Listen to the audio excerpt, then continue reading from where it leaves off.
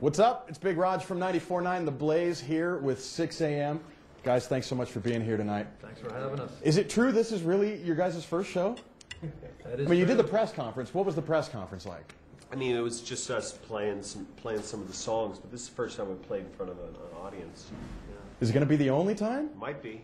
Wow. We might break up after this. That'd be a shame. That'd be a shame. Because listening to the album and going through the book, it's such a great, it seems like it would be a great piece of live entertainment. It really would be theatrical. Yeah, kind of like a rock opera almost, Yeah. right?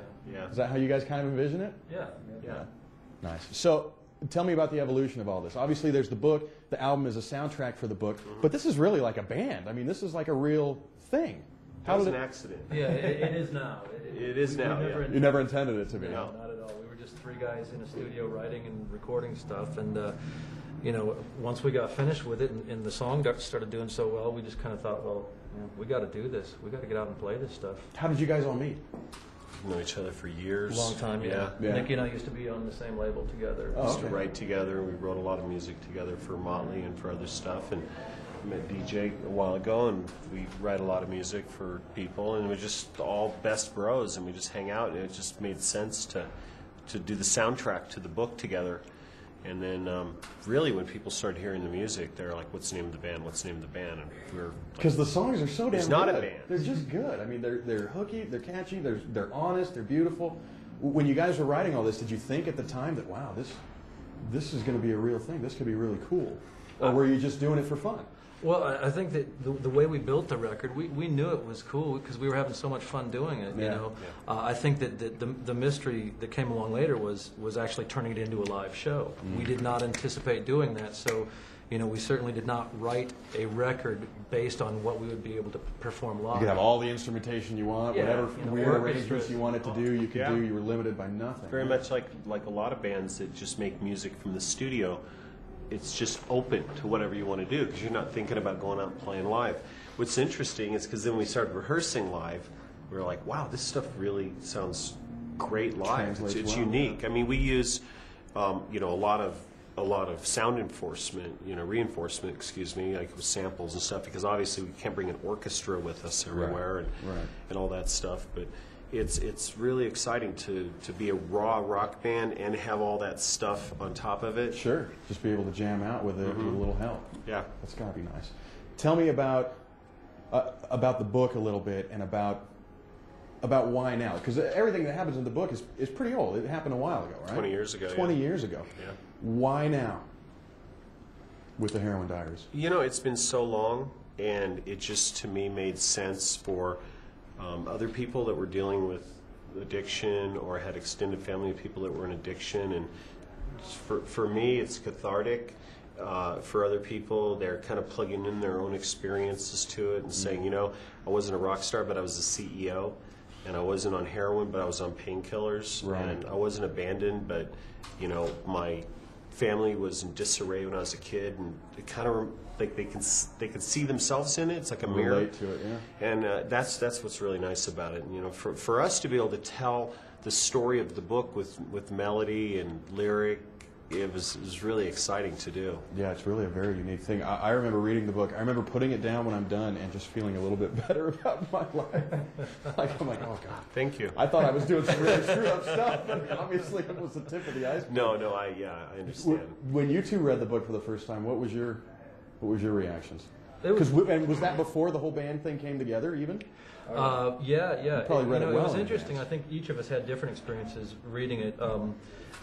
Having known Nikki so long and being such a close friend of his, it was a real trip for me to actually, you know, because I'd heard all the stories and seen all the specials on TV and stuff, just like, you know, everyone has. Sure. But to sit there and read these, you know, page after page of just this incredibly painful stuff, you know, the reaction was, wow, my friend went through this. Yeah, it's it your buddy. wasn't just, wow, that rock star went through it. It was a much more personal experience. Yeah, for But sure. when we were writing the music, I remember a DJ going, well, this is what Sixx would be saying. Yeah. It wasn't, I mean, I was right there, but it wasn't about me. I really feel that when we wrote the album, we were kind of writing like Pinball Wizard or Quadrophenia. It becomes like another it's character? a character, Yeah. yeah, because it's 20 years ago, and that person's, you know, died, and So he's far removed. So far probably. removed, yeah. And as artists, we were able to really plug into the character. Number one rule. Number one rule? Yeah. Who is it? Deej. Go Is ahead. it a answer. lady? No, it's not. Is it? Mom. Oh, wait, is there a difference? Not much. Oh, there is. Oh. DJ is. I'm gonna tuck that down. Turn the ring around. DJ is what? I'm always in trouble. He's always no. He's a prankster, Really?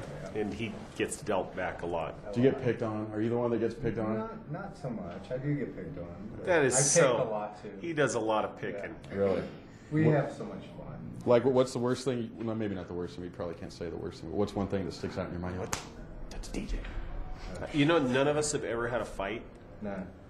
for all the Really? years we've known each other. That's true. No, we disagree, Yeah. and we'll be like, nah, okay, you win, fine, let's move on. I mean, that's why it was so That's why effortless. there's three. Yeah, really. Can't, two of us agree. I love that, and we have no There's a drummer. tiebreaker always. How cool is that? Not having a drummer. Yeah, that is pretty sweet. We did a video. We had used one drummer. Yeah. We did that press conference. We used a drummer, and now we're doing our first live performance. We have another drummer, and we got to just keep this up. Absolutely. Just keep rotating. Yeah, we're doing a video for the song "Accidents Can Happen," and we don't have a drummer for that. Yeah. I'll come do it. You want to do it? I can keep a beat. Let's do a little contest. I'll Be the next 6 a.m. be the drummer. next drummer. It's like Spinal Tap kind of stuff. In more ways than one.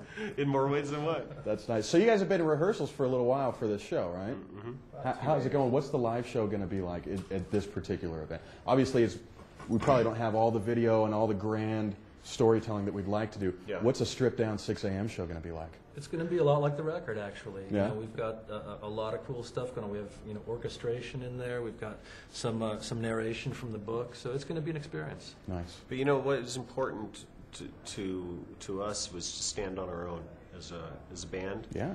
And not to rely on anything else. In other words, like Motley Crue, we talked about, should we play a Motley song? A lot of people had asked, and for me, these guys were like, yeah, that would be fun. And for me, I was like, I just want people to walk away and go, I either loved them or hated them for Right. what they were.